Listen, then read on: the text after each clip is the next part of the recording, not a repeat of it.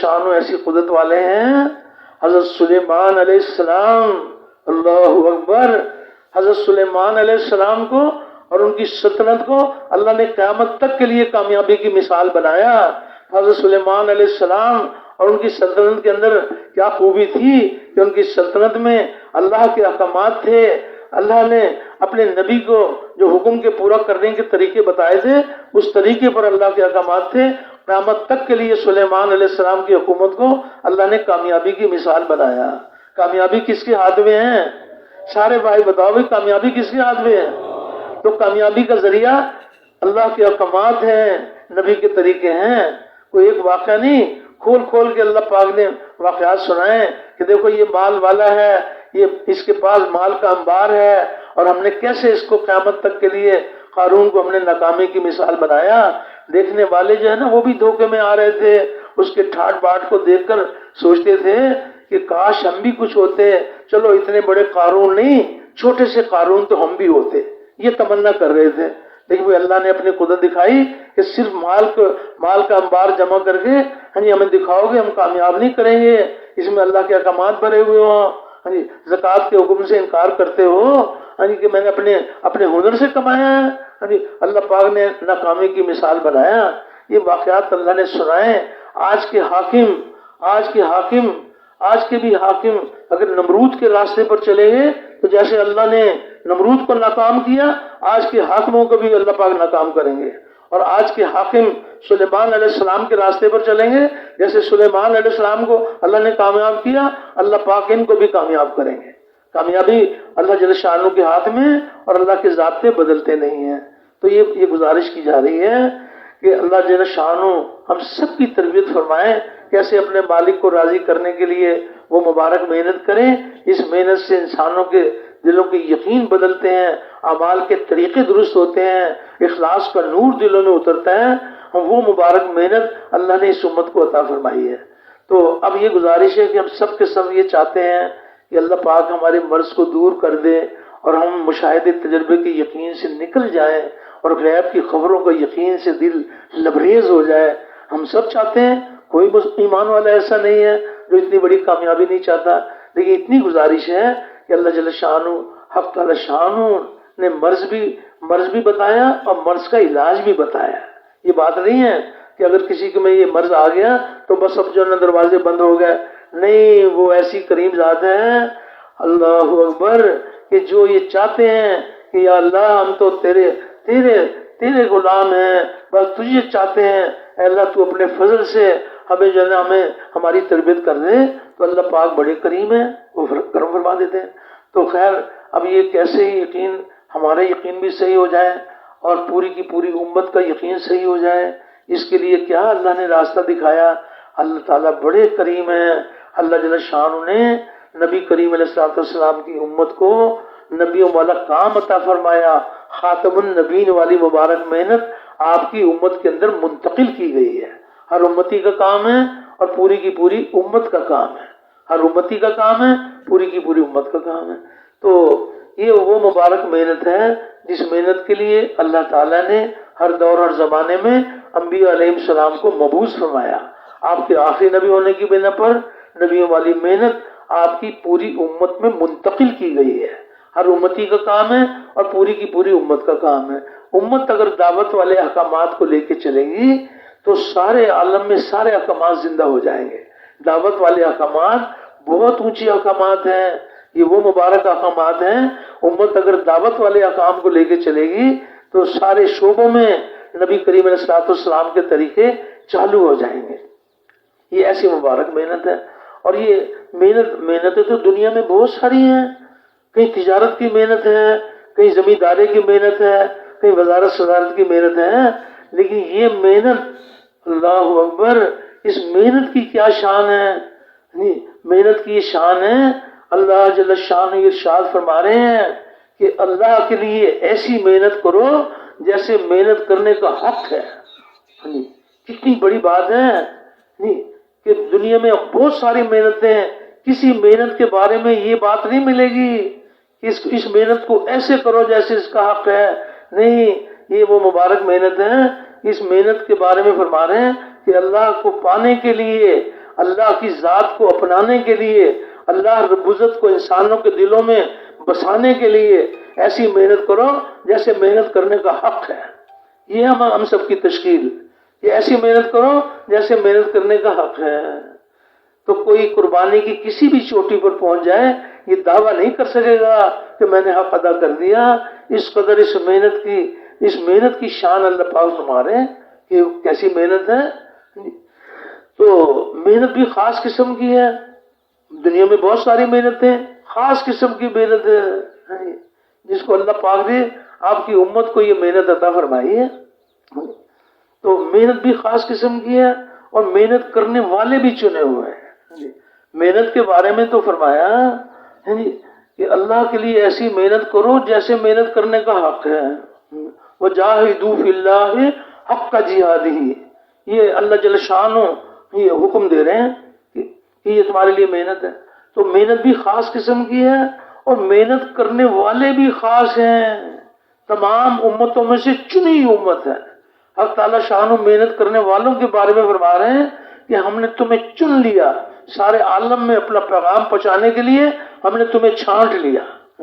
اللہ اکبر، کس قدر اللہ جل شانہ اس امت پر مہربان ہے۔ وَاجْتَبَاكُمْ، اللہ اکبر، کہ ہم نے آپ کو چنا ہے سارے عالم میں اپنا پیغام پہنچانے کے لیے، ہم نے تمہیں چھانٹ لیا۔ تو محنت بھی مخصوص اور محنت کرنے والے بھی مخصوص، محنت کرنے والے بھی مخصوص، اور محنت کا میدان بھی مخصوص۔ محنت کا میدان، اللہ اکبر، تجارت کی محنت کرنا چاہیں تو منڈیاں اور بازار، زمینداری کی محنت کرنا چاہیں تو کھیتیاں اور باغات، اور نبیوں والی محنت کرنا چاہیں تو نبیوں والی محنت کا میدان انسانوں کے قلوب ہے۔ یہ محنت انسانوں کے دلوں پر کی جاتی ہے کہ دل کا تعلق اللہ کے غیر سے کٹ کر اللہ کے ساتھ جڑ جائے، یہ دلوں کے اوپر محنت کی جاتی ہے۔ جتنی بھی اللہ پاک نے مخلوق بنائی ہے، سب سے اشرف اللہ نے انسان کو بنایا، اور انسان کے جسم میں سب سے اشرف اس کے دل کو بنایا۔ تو دل کا تعلق اللہ کے ساتھ قائم ہو جائے تو یہ محنت انسانوں کے دلوں پر کی جاتی ہے۔ تو جب اللہ جل شانہ کا حکم سمجھ کر جب محنت کرنے والے محنت کرتے ہیں، اللہ اپنی قدرت دکھاتے ہیں، ان کے بس میں نہیں ہے، یہ تو اللہ نے ان کو محنت کا حکم دیا ہے، نتیجہ ان کے ہاتھ میں نہیں ہے، لیکن جب یہ محنت کرتے ہیں اللہ اپنی قدرت دکھاتے ہیں کہ اللہ پاک اپنے بندوں کے دلوں کو اپنی طرف پھیر دیتے ہیں۔ دلوں کا پھیرنا کس کے قبضے میں ہے؟ اللہ جل شانہ اپنے بندوں کے دلوں کو اپنی ذات کی طرف پھیر دیتے ہیں۔ تو جس کا دل اللہ کی طرف پھر جاتا ہے تو جسم کے سارے حصے اللہ کی طرف پھر جاتے ہیں۔ جس کا دل اللہ کی طرف پھرا ہوا ہوگا اس کی زبان اللہ کے حکم کی پابند، اس کے کان اللہ کے حکم کے پابند، اس کے ٹخنے، کونیاں، پیشانی، دل، دماغ، ہاتھ، پاؤں، جسم کے سارے حصے اللہ کے احکامات کے پابند بن جائیں، دل اللہ کی طرف پھر جائے۔ تو اس قدر اللہ پاک مہربان ہے کہ محنت بھی خاص قسم کی، محنت کرنے والے بھی چنے ہوئے، اور محنت کا میدان بھی مخصوص، محنت کا میدان بھی مخصوص، کیونکہ محنت انسانوں کے دلوں پر کی جاتی ہے کہ دل کا تعلق اللہ کے ساتھ جڑ جائے۔ تو جب اس کے لیے محنت کرتے ہیں، اللہ پاک سے رو رو کے دعائیں مانگتے ہیں، تو اللہ کے وعدے حق ہیں، اللہ کے وعدے حق ہیں۔ تو اس محنت کے اوپر کیا ملے گا؟ یعنی یہ بھی اللہ جل شانہ اپنی شایان شان اس محنت کے کرنے والوں کو اپنی شایان شان اللہ پاک کامیابی عطا فرماتے ہیں۔ تجارت کی محنت کرنا چاہیں تو کچھ فنا ہو جانے والے ٹھیکرے مل جائیں گے، زمینداری کی محنت کرنا چاہیں تو کوئی باغات پھل پھول مل جائیں گے، لیکن نبیوں والی محنت کرنا چاہیں تو نبیوں والی محنت پر اللہ کے خزانوں سے کیا انعام ملے گا؟ تو فرمایا کہ یہ اللہ کا وعدہ ہے کہ جو اللہ کو پانے کے لیے، اللہ کی ذات کو اپنانے کے لیے، اللہ رب العزت کو انسانوں کے دلوں میں بسانے کے لیے جو محنت کرتے ہیں، ہم ان کے لیے ہدایت کی راہیں کھول دیتے ہیں۔ ہدایت کا مل جانا یہ مالک کا بہت بڑا احسان ہے۔ نعمتوں تو اللہ کی شمار ہی نہیں کی جا سکتی، لیکن ہدایت کا مل جانا یہ بہت بڑا احسان ہے، اللہ کا بہت بڑی نعمت ہے۔ فرمایا کہ دین پر چلنے کی اصل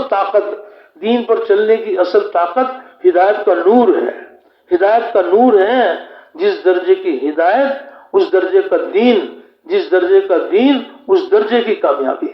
اگر ہدایت تھوڑی تھوڑی ہے تو تھوڑا تھوڑا دین زندہ ہو جائے گا اور تھوڑی تھوڑی کامیابی مل جائیں گی.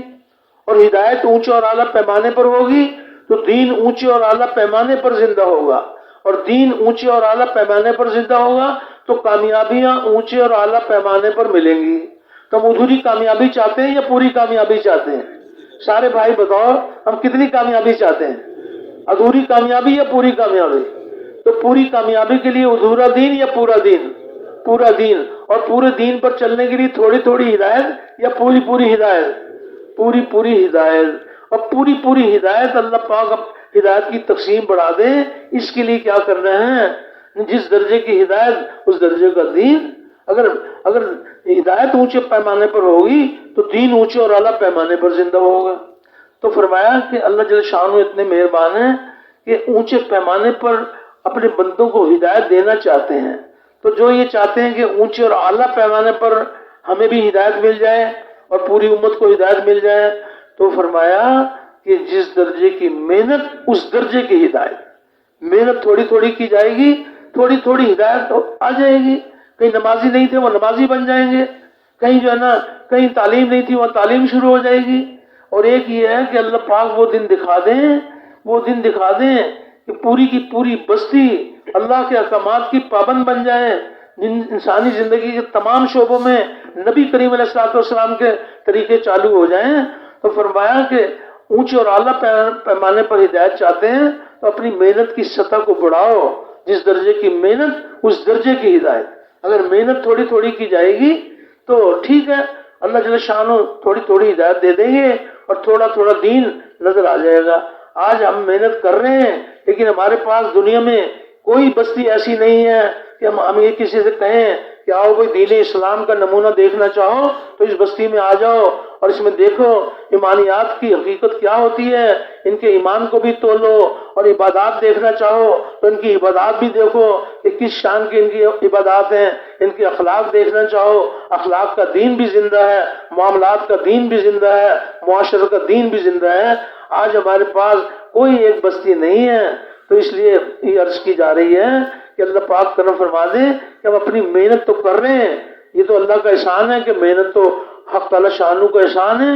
اللہ رب العزت نے کرم فرمایا محنت تو صحیح ہے, لیکن ابھی ہماری محنت کا درجہ ابتدائی درجہ ہے.